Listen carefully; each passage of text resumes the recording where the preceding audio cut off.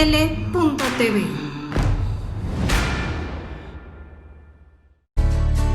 Ya basta de decir no puedo, es tiempo de emprender el vuelo y dejar atrás el suelo, es hora de alcanzar el cielo, mujer, y volar. Tú lo podrás lograr, no te traiciones, sigue tus convicciones. Hola, ¿qué tal? Me da muchísimo gusto saludarlos. Yo soy Julieta Lujambio. Este es el programa Retos Femeninos. Ustedes saben que pasa por Facebook Live a las 10 de la mañana todos los martes y también nos vemos por astl.tv. Bienvenidos todos. Hoy vamos a hablar de cómo expresarnos a través de la lectura, de la escritura, de la literatura en esta pandemia en la que hemos vivido cosas que vale la pena dejar registradas o por lo menos sacar literariamente o a través de la expresión escrita. Yo creo que eso puede ayudar muchísimo. Y yo les quiero presentar al maestro Alejandro Paniagua. Tengo el gusto de haber tomado un taller de novela corta en el claustro de Sor Juana presencialmente, cosa que fue un gusto, porque bueno, ahora da muchos talleres literarios vía Zoom, pero la verdad es que fue muy, muy grato estar en ese taller. Él es narrador y poeta, es ganador del Premio Latinoamericano de Cuento Edmundo Valadez y también es ganador del Premio Internacional de Narrativa Ignacio Manuel Altamirano. Ha escrito muchísimo, entre otras cosas, es autor de la novela Los demonios de la sangre, por la cual pues, ha ganado varios premios. Así es de que Alejandro, maestro, ¿cómo estás? Bienvenido, qué gusto que estés aquí con nosotros. Muy bien, muchas gracias por invitarme, me da mucho gusto que coincidamos de nuevo, porque ese taller que tuvimos juntos fue muy disfrutable, la verdad. Me gustó mucho ese taller. Padrísimo, padrísimo, de verdad. Me encantó, me encantó. Y bueno, es un tiempo propicio para escribir, para prepararnos, para sacar las emociones a través de la pluma. Yo creo que sí, fíjate, yo soy budista, llevo muchos años siendo budista y decía mi maestro que cualquier estudiante de budismo que se precie de serlo, por lo menos tendría que vivir sin miedo a la muerte. Y a mí la verdad es que me da mucha vergüenza porque es uno de los temas que más me angustia. Entonces, desde que empezó esto de la pandemia, yo la verdad es que estaba muy, muy nervioso con eso de la muerte y he tenido que enfrentar esa situación.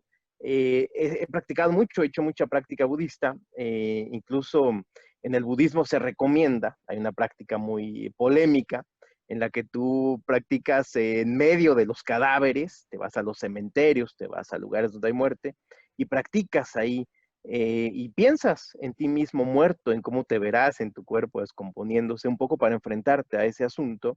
Entonces, para mí eso ha sido este momento, ¿no? Estar rodeado de la muerte, de la posibilidad de la muerte, de gente enferma, de gente que está grave, pues ha sido eso, ¿no? Enfrentar eso.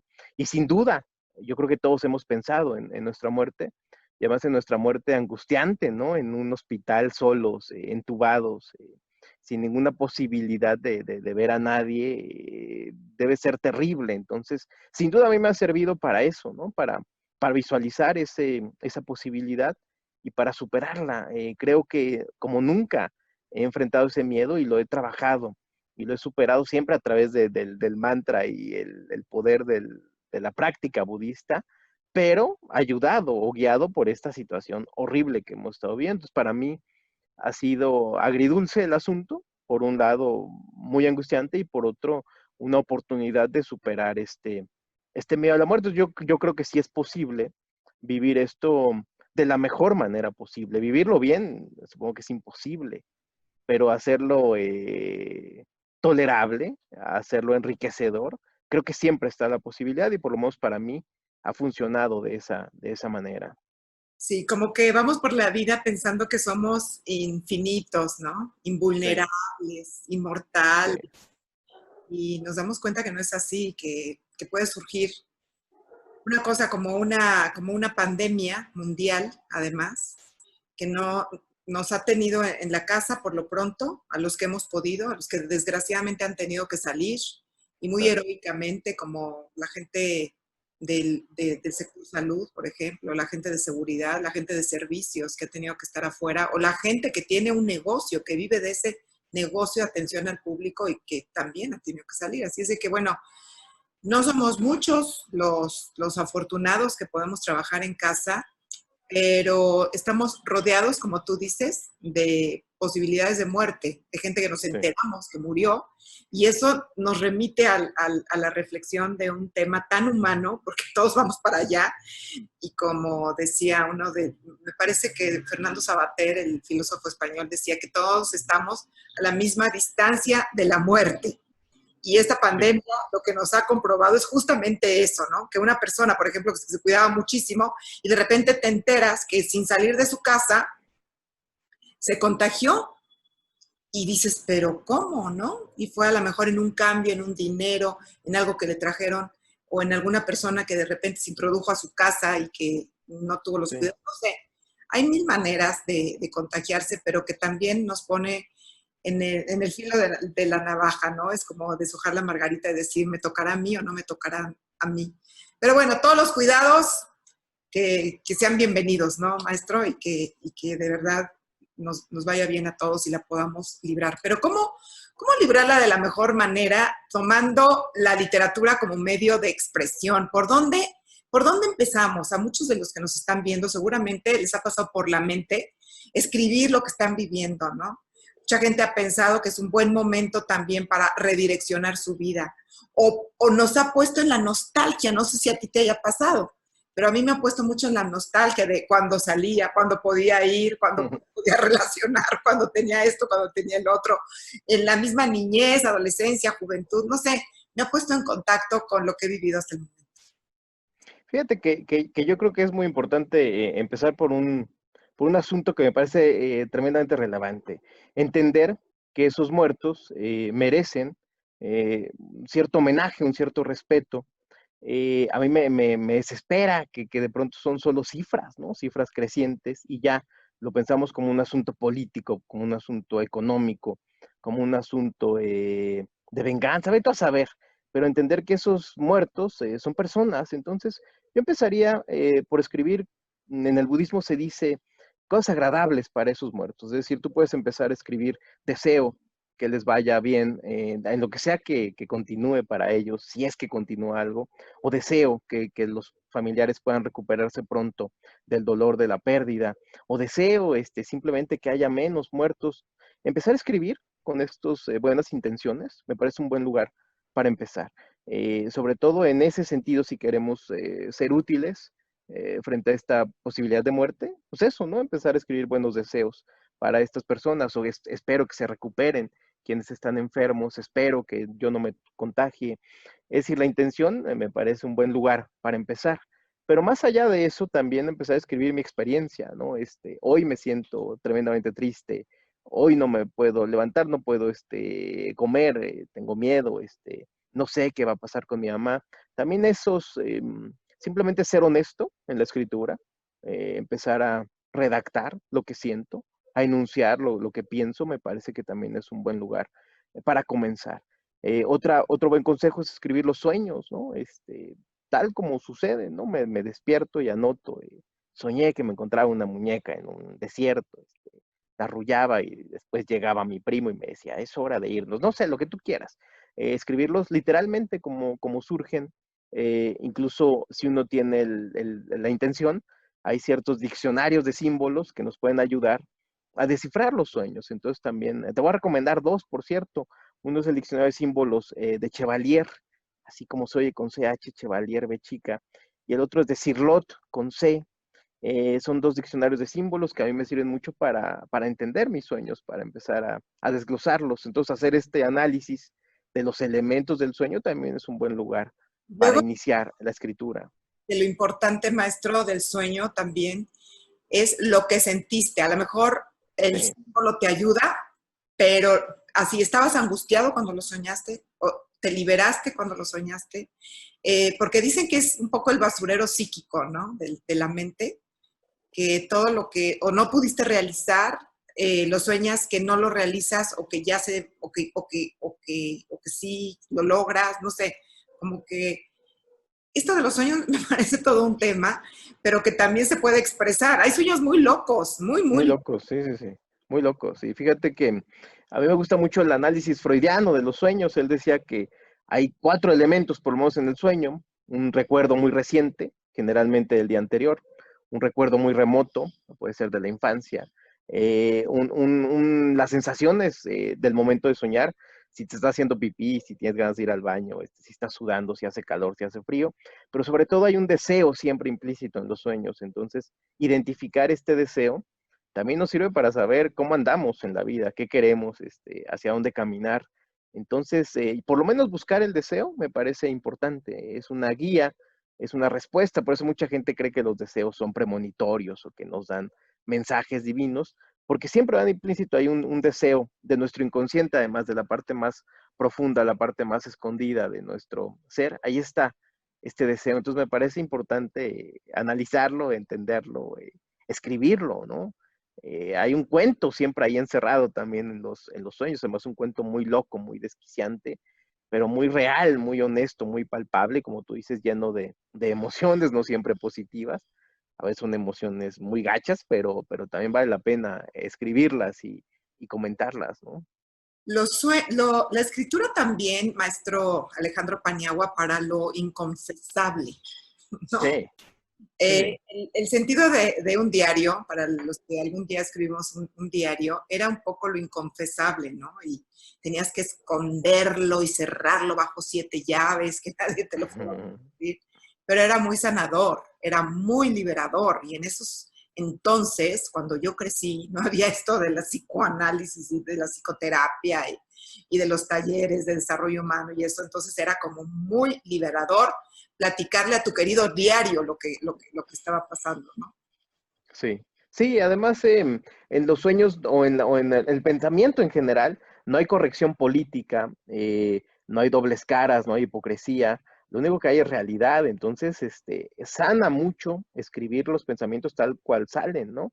Mis deseos más terribles, sean sexuales o sean criminales, es decir, ahí no hay censura en el pensamiento, en el sueño, no hay nada que limite.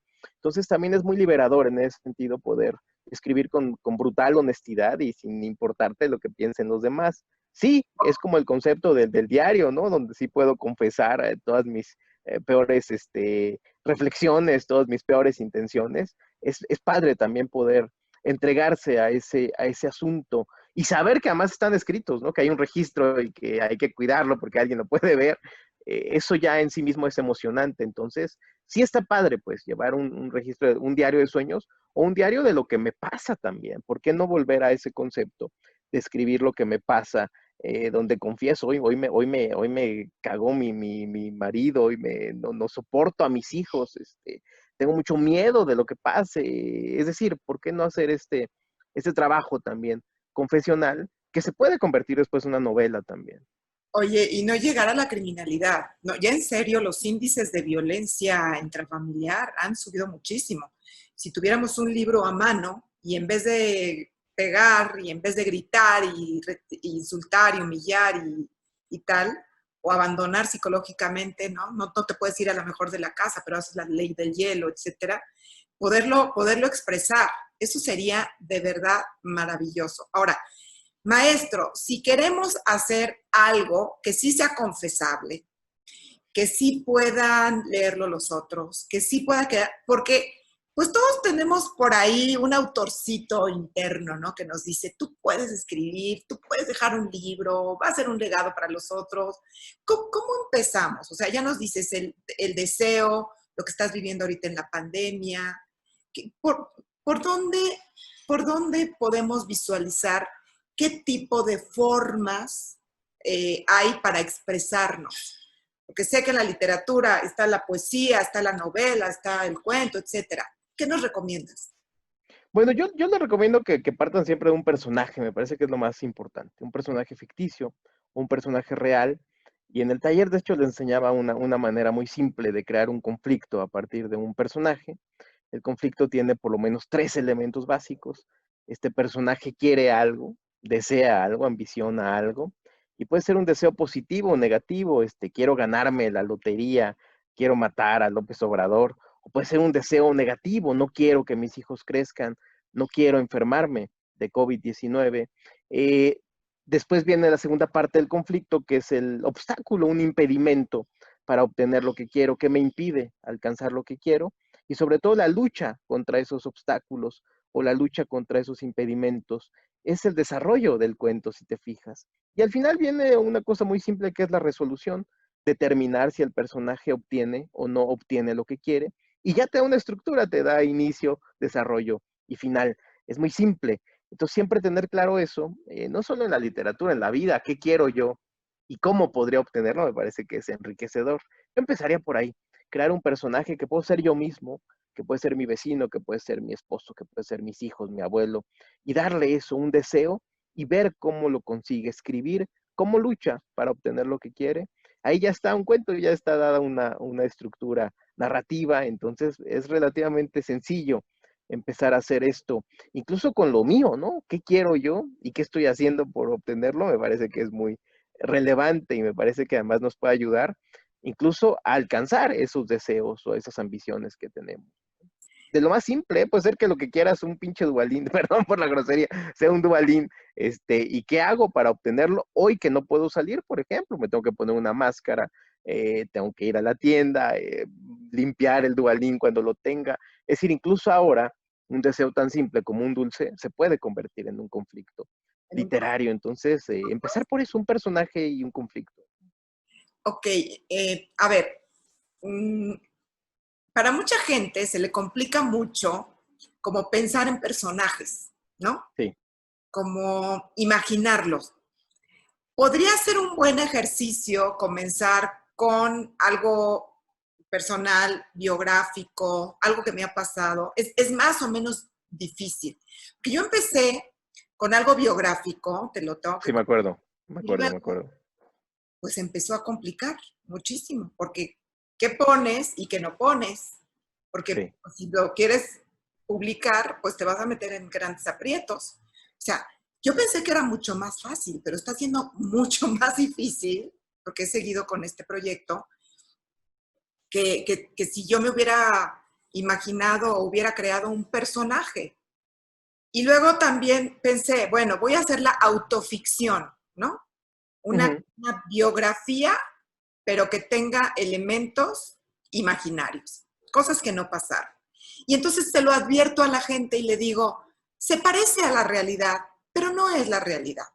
Pero trate de ponerle un poquito ahí de dramatismo, de saborcito, de picorcito, empezar a definir un poco mejor los personajes, etcétera. Entonces, sí tiene sus complicaciones, una cosa autobiográfica, aunque yo pensé que era mucho más fácil en un principio, pero ¿tú qué recomiendas? Bueno, lo que pueden hacer es empezar a combinar personajes. Voy a crear un personaje que se parezca físicamente a mi abuelo, pero se comporte como mi sobrino.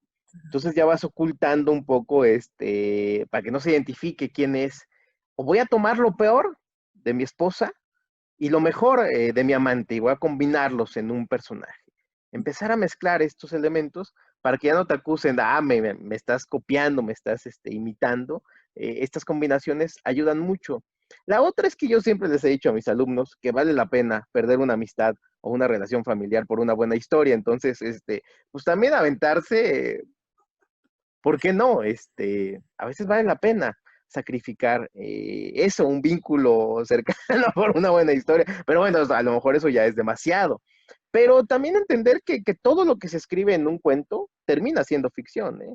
Aunque parta de la realidad, termina siendo ficción, termina siendo una mentira. Entonces, no preocuparse demasiado por eso, tampoco. Hasta cuando cuentas cosas que pasaron en la familia con tus hermanos, no sé si te ha Sí, pasado, pero todos tienen una versión diferente de lo que pasó, ¿no? No, sí, no por fue supuesto. ahí, no fue ahí, no, no estaba lloviendo, no, mi mamá nunca se fue, no es cierto, no te regañaron, no, pero claro, como vas alimentando y alimentando, ¿no? Conforme pasa el tiempo, todo lo que te pasó, pues ya no sabes qué es ficción y qué es la realidad, ¿no? Ahora, maestro, ¿cómo lo contamos? Vámonos a las formas. Ya nos Sí. dijiste cómo empezar. El deseo, que luego tiene varios tropiezos, obstáculos, ¿no? Para lograrlo, y el final, la resolución, ya sea que sí lo logras o no lo logras. A lo mejor empezar con una cosa chiquita, un cuento o una novelita corta, ¿no? De unas 50 paginitas, y luego ya Sí, extenderlo un poco más. Pero te ayuda como a tener, me imagino que te ayuda a tener como una estructura base, claro. ¿no? De por Sí, dónde sí. empiezo, y luego ya le vas metiendo y metiendo y metiendo cosas, ¿no? Pero ¿cómo lo cuentas? Porque hay muchas formas de contar. Hay gente que lo cuenta en primera persona, hay gente que lo cuenta como con un narrador, como tú nos enseñaste en el taller, con un narrador omnisciente que todo lo ve, que todo, o sea, que la persona que lo cuenta no necesariamente tuvo que estar ahí porque ese narrador ya lo sabe todo. Claro. ¿Qué maneras hay de contar? Yo creo que la más fácil es la primera persona, ¿eh? Yo llegué, yo vi, yo quería, yo hice, porque además es la manera en la que nos expresamos. Generalmente cuando contamos una historia propia, lo contamos en primera persona. Ayer fui a una discoteca, estuve bailando cumbias toda la noche, me puse hasta las chanclas y terminé vomitando. Es decir, es la forma más natural, más simple de contarlo y además nos permite eso, ser muy honestos, no limitarnos por nada, y también impide que contemos la vida del otro. Cuento mi percepción del otro, pero no puedo contar exactamente qué piensa, qué siente el otro. Es una manera también de esconderse, ¿no? De no estar dando por hecho lo que otros quieren o lo que otros viven. Entonces, la primera persona a mí me parece un buen elemento para eso. No, Además, nos encanta comunicar cómo nos sentimos, ¿no?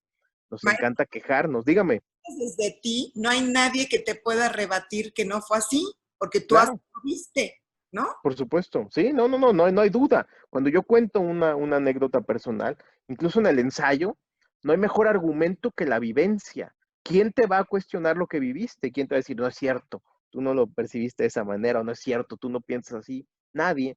Entonces, en cualquier género, la primera persona, incluso en la poesía, este yo poético que le llaman, que no es otra cosa más que una especie de voz en primera persona, funciona muy bien. Entonces, ¿por qué no empezar con este yo? Además, no hay nada más importante que nosotros mismos. Espero que en la vida de cada individuo el protagonista sea uno mismo, sean ellos mismos. No debería haber nadie más importante. Incluso estos mamás o papás que dicen, no, primero mis hijos, híjole, yo empezaría a cuestionar si debería ser así o no. Primero está uno, y en la narrativa, sin duda, primero está la posibilidad de narrar la historia desde mi perspectiva. Es poderoso además, ¿no? Es inquietante, es liberador contar una historia desde mi perspectiva. ¿Quién me va a cuestionar, no? Yo puedo decir lo que quiera del otro, puedo nombrarlo, puedo insultarlo, puedo ofenderlo y no hay ninguna bronca. El juicio también ayuda mucho, poder ser capaz de escribir lo que yo quiera y cómo percibo el mundo, ¿no? Meter ahí mi ideología, mis creencias, mis carencias también, funciona mucho. La primera persona me parece que es lo más recomendable, lo más simple, lo más accesible también, ¿no? Yo empezaría con esa voz.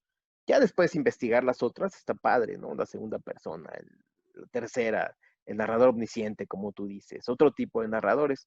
Pero la primera me parece que es lo más sencillo, lo Sí. más directo, lo más real, ¿no? Oye, estoy leyendo a Gonzalo Celorio, Sí, algunas obras de él, y ahí utiliza mucho la primera persona, sí. pero luego también un alter ego que se regaña.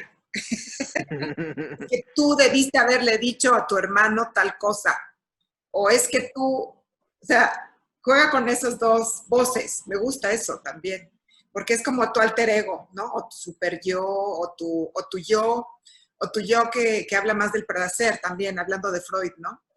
El Sí. más placentero o el más del deber ser, y regañan a la persona. Me gusta eso, me gusta mucho eso. Pero sí, yo creo que es, bueno, sí, yo también lo siento mucho más cómodo en la primera persona. Ahora, también hablar de los tiempos, porque mucha gente dice, ¿cómo empiezo? O sea, si quiero escribir de lo que me ha pasado en la pandemia, o lo que me ha pasado en la vida, o lo que deseo, lo que sea, ¿cómo empiezo? ¿Lo hago cronológico o empiezo ya desde ahorita, desde lo que estoy viviendo ahorita y me voy para atrás o me voy para adelante? ¿Qué es más fácil? Bueno, ahorita estamos hablando de lo fácil, perdón que insista en eso, porque seguramente muchos de los que nos están escuchando quieren incursionar y es un buen momento la pandemia porque tienen tiempo, porque tienen Claro, vivencias, etcétera, porque quieren acomodar el alma escribiendo, pero esto puede servir muchísimo, muchísimo de expresión. Como canal de expresión a mí se me hace así como padrísimo, fundamental, como dices, liberador, sanador, etcétera, ¿no? Y por eso estamos dando como los tips de por dónde empiezo, ¿no? No es una plática de que queramos llegar a gente que ya es como muy experta, ¿no? Pero yo creo que sí es muy, muy bueno y lo que les estamos queriendo decir es que lo aprovechen sí. este medio y prepárense también para tener como mucho más éxito y no, yo creo que una guía es muy importante, tener a alguien que te vaya diciendo sí, no. Yo me acuerdo en el taller que Claro. tuvimos contigo, nosotros llevábamos la tarea hecha y la leíamos con nuestros compañeros y cómo lo iban entendiendo ellos y las sugerencias, las propuestas, el sentir a partir de nuestros textos era muy, muy enriquecedor. Sí, al final del día es muy recomendable eso, entrar a un taller, también para escuchar otras voces y otras opiniones. Yo siempre he pensado el taller como una especie de mandala. El mandala no es otra cosa más que una representación del universo.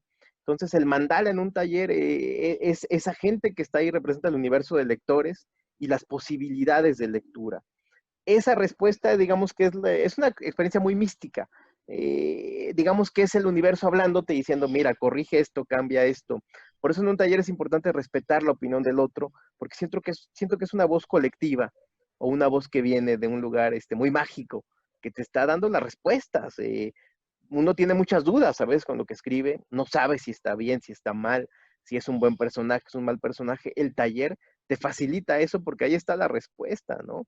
Ya ves que te das cuenta que 5 o 6 personas te dicen lo mismo, pues ahí no hay duda. Habría que cambiar eso, habría que trabajar eso. O descubres también tus virtudes, ¿no? A veces somos muy negligentes con nosotros mismos, somos muy crueles con nosotros mismos y no vemos nuestros talentos. En el taller siempre hay alguien que te dice, oye, me gustó mucho el principio, me gustó mucho esta anécdota. Entonces dices, ay, mira, yo pensaba que estaba de la fregada y resulta que a todo el mundo le encantó. Entonces me gusta esa perspectiva del taller porque te permite descubrir con mayor objetividad cómo está tu trabajo y además te da muchísimas herramientas para mejorar la escritura, si te atoras qué hacer, cómo manejar personajes, cómo manejar espacios, tiempos, los tipos de narradores, todo esto me parece que es importante. Siempre yo creo que hay que conducirse con humildad, sobre todo en la escritura. Todos los escritores somos principiantes de principio a fin de nuestro trayecto, ¿eh?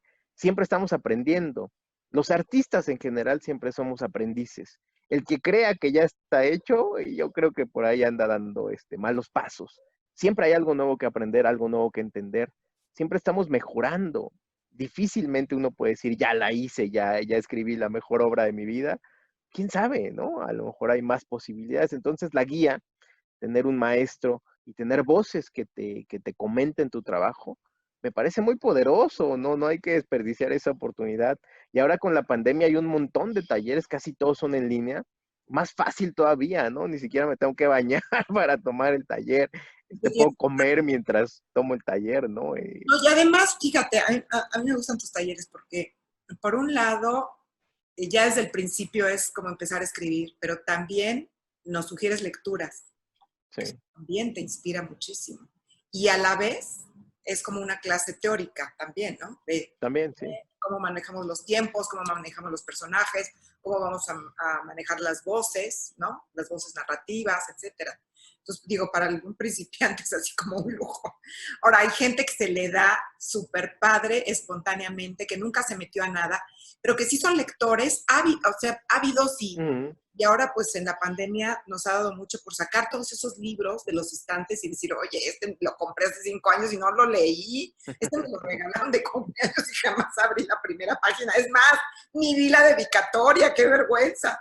Entonces, sí es un buen momento también y no sabemos cuántos meses más podamos estar Claro. encerrados o si ya nos vamos a quedar así. Por ejemplo, tú, Alejandro, pues que ya te acomodaste con los talleres en línea. Y hay mucha gente que ya se acomodó con su trabajo, ¿no? Los estudiantes difícilmente Sí. creo que el próximo semestre vayan a regresar.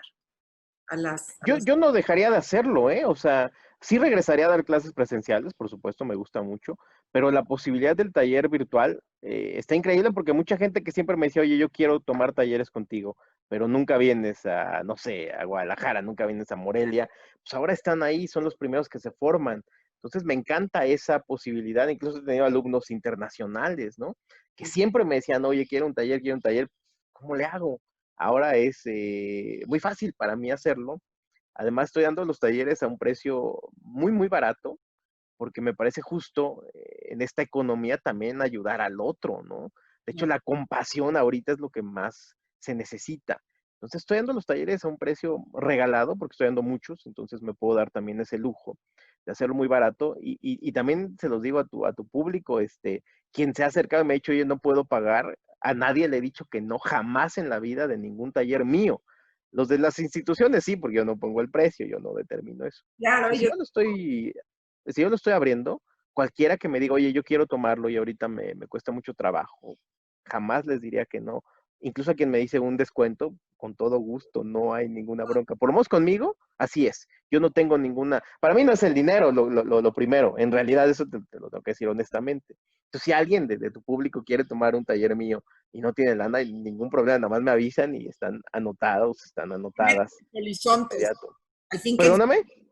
se meten de polizontes, al fin que en Zoom puedes poner ocultar quién te está No, viendo. no, no, todos están ahí presentes y con todo gusto son parte. Te lo digo de broma, te lo digo de broma. Mira, los temas que me habías propuesto muy amablemente para esta plática es el miedo a la muerte, expresable, muy Sí, expresable, el encierro y la literatura, la enfermedad, las emociones en la escritura y el medio literario durante la pandemia. Todo esto se me hace muy ad hoc, muy enriquecedor y muy de lo que estamos nosotros viviendo. Si hay algo que de verdad podamos hacer para ganar expresión, para dejar un legado, para entretenernos, tiene que ver mucho con la literatura, ¿no? Con la creación literaria y también con la lectura, ¿no? Como decíamos sí, hace un ratito. También con la lectura. Muchos libros, muchas librerías también han puesto sus libros en línea, muchas editoriales han puesto sus libros en línea, muchos han bajado también el costo sí, de las publicaciones en línea, porque saben lo necesario que ahorita es esta entretención y poder utilizar los medios, como tú decías, los distantes, mis alumnos distantes que no podían venir a México, yo no podía ir a sus lugares, se están acercando. Y los cercanos, el reto es que no nos alejemos. Con los que vivimos, ¿no es cierto? Es que no nos sí. alejemos. Pero algo que nos puede hacer mucho sentido es que los tiempos libres que tenemos, los tiempos que nos ahorramos de traslado, de arreglarse, de vestirse, porque muchos se quedan en pants todo el día. Yo sí ando ahorita, abajo ando en calzones, entonces está increíble, la neta. Está increíble. Podemos, todos esos tiempos que antes pues, los malgastábamos en la vida, ahora los podemos aprovechar, Sí. podemos voltear hacia la literatura. Por eso es tan importante hablar contigo, Alejandro Paniagua, porque yo creo que es la mejor manera de enriquecernos. Entrando, haciendo mira, todos los libros que leemos te desatan la imaginación, ¿no es cierto? Y vives Sí. mundos paralelos, porque te lo estás imaginando aquí, no lo estás viendo, no es una producción de Sí. Netflix, una producción de una película.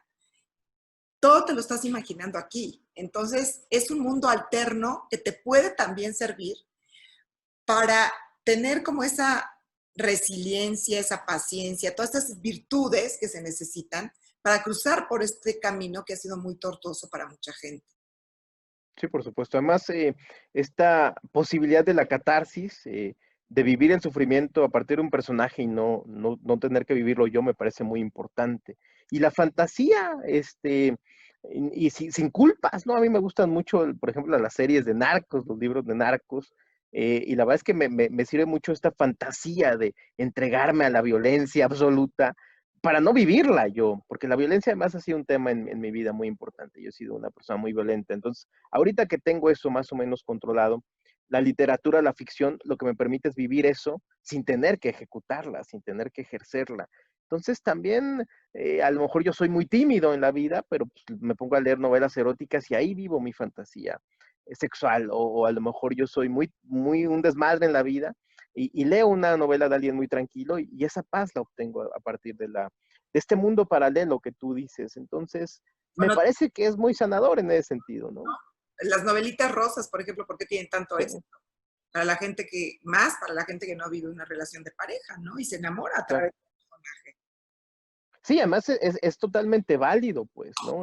Más ahora creo que necesitamos asirnos, aferrarnos de cualquier cosa que nos dé alegría. Está muy cañón el sufrimiento, el miedo.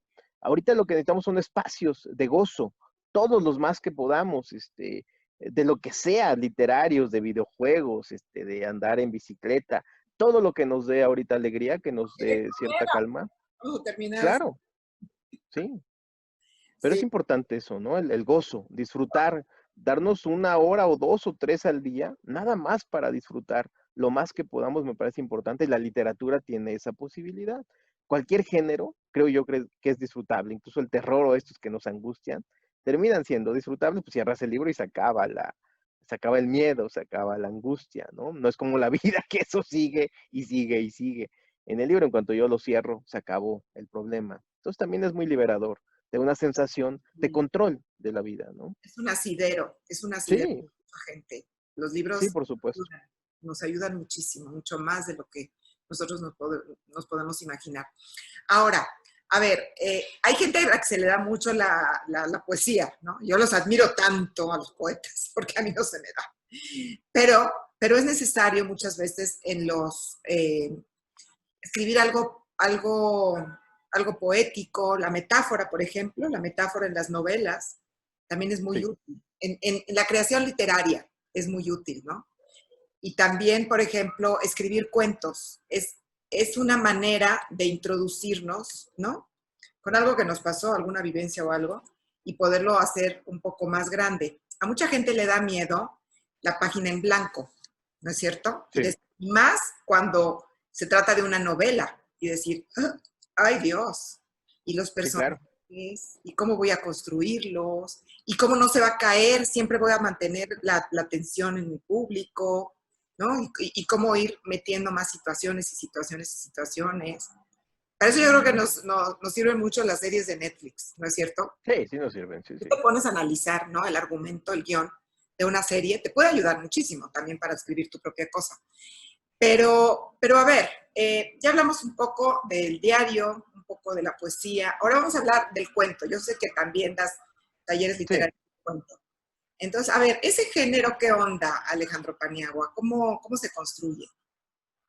Bueno, fíjate que yo doy un taller que me gusta mucho que se llama Taller de Cuentos Inmorales, Escandalosos, donde yo parto más bien de un conflicto que sea moral, totalmente moral. Y te voy a contar una pequeña historia. Cuando yo estaba en la prepa, nos hicieron ayudar a la gente a hacer algo que beneficiara y nos daban temas, ¿no? De instituciones a las que podríamos acudir para ayudar.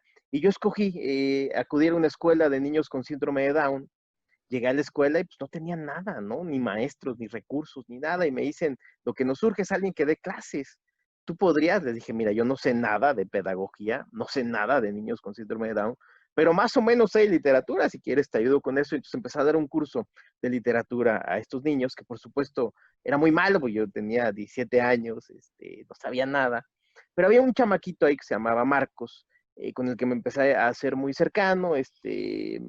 Los niños con síndrome de Down por Moss en esa escuela eran muy cambiantes, ¿no? Un día te amaban, al otro día te querían matar, un día te pegaban, te abrazaban, era una cosa muy extraña. Y Marcos un día empezó a faltar y a faltar y a faltar y a faltar a la escuela, y de pronto yo dije, yo quiero saber qué pasó con Marcos, ¿no? Entonces me metí a la hemeroteca a buscar el nombre de Marcos, ahí en el TEC, y resulta que había pasado una tragedia en la casa de Marcos. Marcos había matado a su hermano. Y entonces yo dije, no, pues nunca voy a volver a ver a este niño después de esta experiencia. Finalmente, unos meses después, regresa Marcos a la escuela. Y yo les digo a la gente, a los directores, yo no puedo lidiar con esto. ¿Cómo lidiar con un niño que acaba de matar a su hermano? Yo no tengo la experiencia. No, tú aviéntate. Venga, pues ahí voy, le doy la primera clase. Y al final de la sesión se me acerca Marcos y me hace tres preguntas que siguen resonando en mi mente. Me pregunta, ¿por qué mi mamá me obligó a matar a mi hermano? Yo me quedé callado, le dije, no, o sea, ¿Sí? no supe qué decirle. Luego me pregunta, ¿qué me va a pasar por haberlo matado? Igual, no supe qué responderle.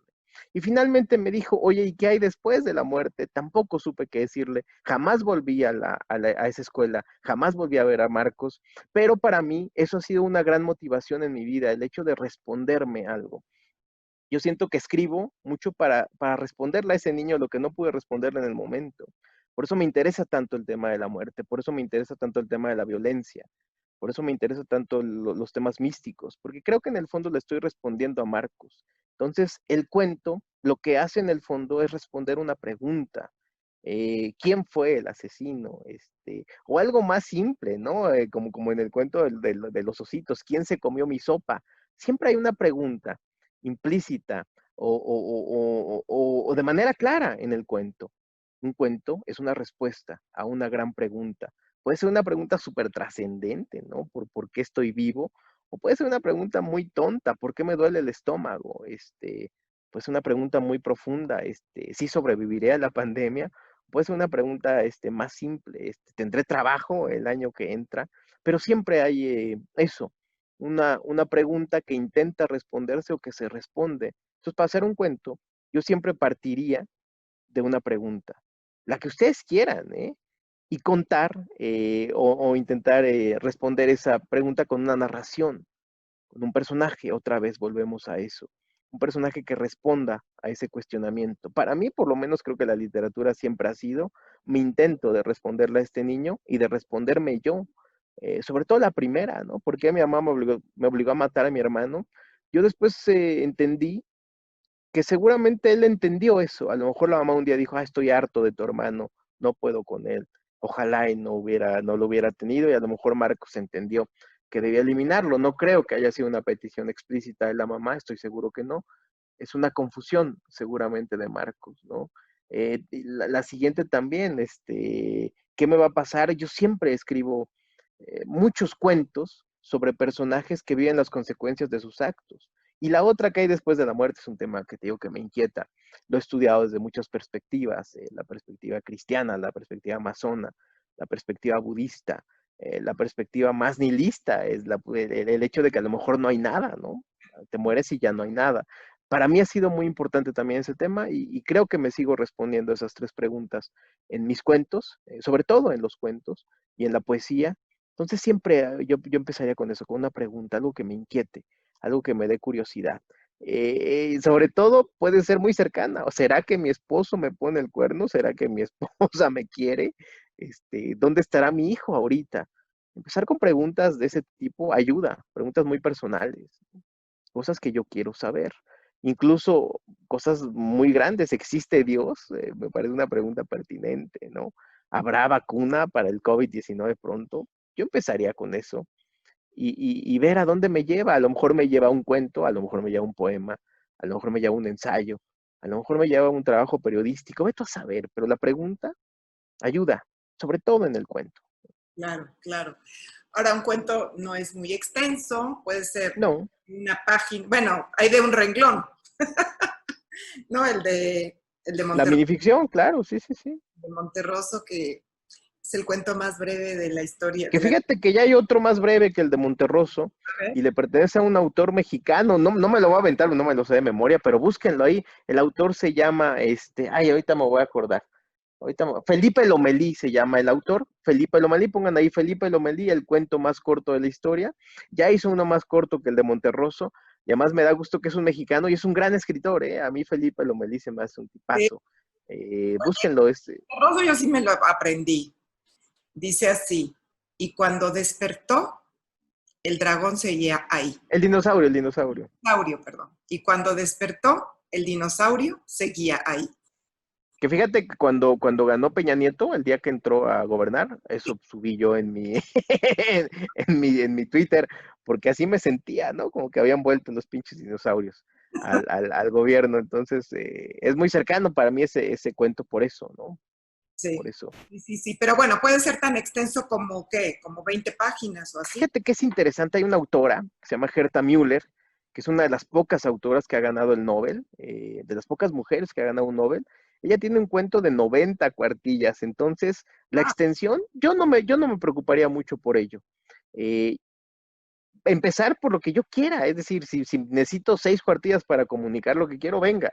Si necesito 300, venga. Es decir, no me pondría límites pero ¿cómo en ese cuento de la señora Müller no confundirlo con una novela corta o con una novela? Porque además, fíjate que es muy interesante cómo en el cuento generalmente hay un solo conflicto y un solo personaje. Y vemos el trayecto de un solo individuo, siempre una perspectiva más lejana. Ella mantiene esas características. Ah, Solo es un personaje, solo es un conflicto, solo es un deseo, solo es un trayecto. Lo mantiene muy bien. También porque pues, por algo ganó el premio Nobel, es decir, es una gran escritora. Pero mientras yo esté claro en el trayecto de un solo individuo y un solo conflicto, sigo instalado en el cuento, ¿eh? co- eh, ¿Por dónde empezamos para, si queremos escribir algo autobiográfico o algo sobre autoficción? ¿O por dónde empezamos para escribir un cuento? ¿Por dónde empezamos leyendo o una novela? ¿Qué es así para principiantes Yo lo más quiero recomendarle a tu público una novela que me hizo simbrar, que se llama Lo que no tiene nombre, que tú la leíste, si no mal recuerdo, en el taller de sí, Piedad Bonet. que pierde, bueno, se suicida a su hijo? Se suicida su hijo, y entonces es el duelo, es como vive ella el duelo de su hijo. Además, ella, el día que se muere su hijo, acaba de ganar un premio literario. De hecho, recibe 2 llamadas, la de la muerte de su hijo y la del anuncio de un premio literario. Y también este descubrimiento de por qué se mató su hijo. Ella encuentra también los trabajos artísticos de su hijo. Es una novela que a mí me hizo llorar todo el tiempo. Entonces, además son 90 cuartillas, justamente 92 hojas la novela, entonces funcionaría como un cuento, como una novela, pero también como un ensayo sobre la muerte, ¿eh? Ella reflexiona muchísimo acerca de la muerte, acerca del arte también, del arte plástico. Es una chulada del libro. Yo empezaría por ahí. Y se me hace buenísimo. Se llama Lo que no tiene nombre, igual lo encuentran en internet. Sí, Lo de Piedad Bonet. Sí, sí, sí. Pilar Bonet. Piedad es una escritora colombiana, Piedad Bonet. Sí. que además es también poeta. Si encuentran poesía de Piedad Bonet, también cómprenla. Es muy buena poeta también. Muy buena poeta. Yo empezaría por ahí, Por sin ahí. duda alguna, ¿eh? Sí, Ya sí. algo más, por los cuentos, ¿qué cuentos? Tú tienes cuentos, muchos. Yo ¿Dónde? tengo muchos cuentos, yo lo que les ofrezco es, si quieren mis libros, igual, yo los regalo, pues, ¿no? Si alguien lo quiere y no tiene cómo, yo se los regalo, nada más me escriben. La otra está en Paraíso Perdido, en la página de Paraíso Perdido, que es la editorial, está mi novela, y la UAP, la Universidad de Puebla, acaba de reeditar mi libro de cuentos, que se llama 52 vueltas, pero si no lo encontraran, nada más escríbanme, yo se los mando, con todo gusto en versión electrónica. 52 cuentos. Vueltas. 52 Como vueltas. como las del ritual de los voladores de Papantla, de hecho tiene que ver con eso. Unas 52 vueltas Juego nuevo también, de ese hablando ritual. Sí, sí. ¿no? Que decían los aztecas, que cada 50 Sí, años sale el fuego nuevo. sí, es justamente, tiene que ver con eso. Sí, sí. Ok, y la novela, yo se la recomiendo muchísimo, esa novela que ha ganado tantos premios de Alejandro Paniagua. Esa la pueden encontrar también en internet o Sí, o la pueden adquirir. Si no quieren salir de casa, bueno, pues entonces se llama Los demonios de la sangre. los demos de la sangre, sí, Está sí. buenísima, está Te buenísima. agradezco, te Muy, agradezco. muy bien escrita, me entretuvo, me gustó mucho cómo lo cuentas, cómo lo describes, cuál es el lenguaje, Muchas gracias. cómo desarrollas los personajes. Está muy bien. Está muy bien. Luego nos metemos los principiantes a unas novelas muy complicadas de muchos personajes y eso. Y la verdad es que si queremos escribir novela, pues tampoco poner tantos personajes, porque si no nos vamos a complicar, ¿no? Como los de Ana Karenina, que son como 15,000. O sea, Claro, sí, sí, sí. Pero yo les digo que más bien se avienten sin miedo, ¿eh? Si yo quiero escribir una novela de 500 personajes, pues venga, inténtalo. Lo peor que puede pasar es que no te salga la primera, que tengas que trabajarla. Pero ¿por qué no intentarlo? No limitarse. Hay quien empieza con novelas muy ambiciosas y lo logra. Y hay quien empieza con novelas muy sencillas y no la arma. Entonces, ¿para qué te limitas de entrada? Hagan lo que quieran, sobre todo eso, la escritura es un ejercicio de libertad, de quitarte de prejuicios, de tonterías. Entonces, lo que ustedes quieran, inténtenlo. Y sí, una guía ayuda, es decir, eso, ir a un taller te facilita los pasos, tomar una clase de narrativa, de narratología, te facilita la vida, pues también, ¿por qué no hacerlo? Incluso buscar un libro de narratología, pues a lo mejor con eso ya la hiciste, ¿no? Siempre entender que solos no podemos, necesitamos de los demás, entonces yo partiría también de eso, ¿no? Eso. Ver quién me puede ayudar. ¿De dónde te encontramos? Bueno, a mí me pueden encontrar, sobre todo en Facebook, soy muy activo, estoy como Alejandro Paniagua Anguiano, que además creo que es el único que hay, entonces ahí me pueden escribir y decirme lo que quieran. También he estado dando muchos talleres de cursos de tarot en la pandemia, porque es un tema que me interesa mucho. Me antoja, es lo que vi. Entonces, hoy empiezo uno, bueno, hoy yo creo que ya no sale hoy, pero bueno, empiezo uno hoy, pero voy a estar dando también estos cursos de tarot, que es una herramienta que a mí me gusta mucho, sobre todo en el sentido terapéutico. En tu Face pones todo. Pongo todo ahí en mi Face, entonces ahí me pueden escribir, ahí me pueden encontrar, ahí están la información. Alejandro Paniagua Anguiano. Anguiano, así estoy en el Facebook. También ahí me pueden escribir si quieren mi libro, se los mando con todo gusto. Si quieren entrar a mis talleres gratis o pagándome, con todo gusto. Que no haya problema por eso, ¿no? No hay problema, pero que también haya justicia. También, si ustedes pueden pagarlo, páguenlo. Pero si no pueden, no pasa absolutamente nada. Oye, Alejandro, qué gusto. Muchas gracias por darnos todos estos tips. De verdad que nos motivas a escribir, nos motivas a expresar todo lo que estamos viviendo, sintiendo a través de la escritura. Yo creo que es un medio increíble y si lo podemos hacer es un medio increíble, mucho mejor y si lo podemos publicar muchísimo mejor. Y si no, si nada más lo vamos a guardar abajo del colchón, también un medio de expresión, de sanación y de liberación. Gracias, Alejandro Paniagua. Qué gusto verte por este medio. Igualmente, la verdad es que me da mucho gusto verte. Espero que luego me compartas si seguiste escribiendo la novela, que me la compartas. Claro que sí, claro que sí. Y aquí estoy a tus órdenes para lo que tú quieras. Gracias. Gracias, Alejandro. Un abrazo.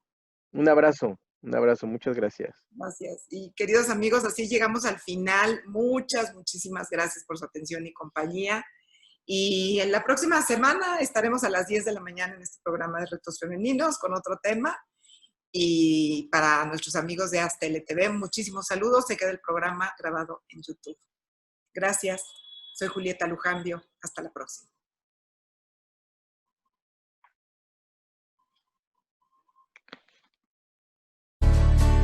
Ya basta de decir no puedo, es tiempo de emprender el vuelo y dejar atrás el suelo, es hora de alcanzar el cielo, mujer, y volar. Tú lo podrás lograr, no te traiciones, sigue tus convicciones. Astele.tv.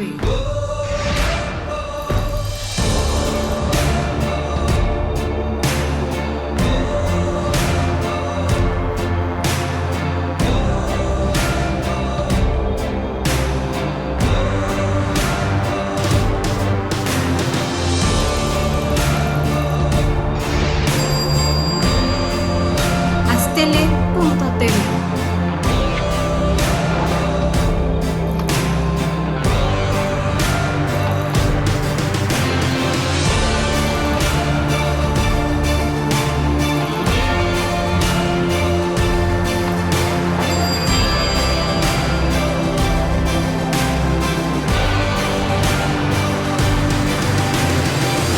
Astele.tv.